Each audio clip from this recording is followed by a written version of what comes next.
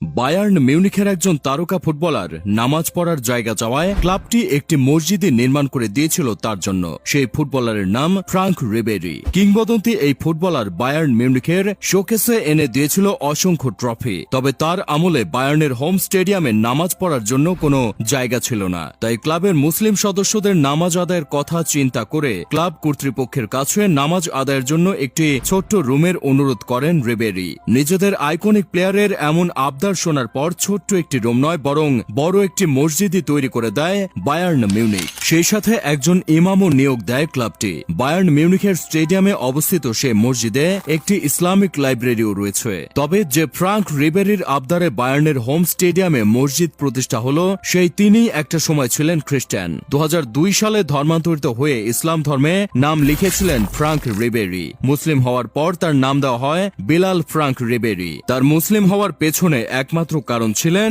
তার স্ত্রী। খ্রিস্টান হতে মুসলিম বনে যাওয়া এই ফুটবলার বর্তমানে 5 ওয়াক্ত নামাজ আদায়ের পাশাপাশি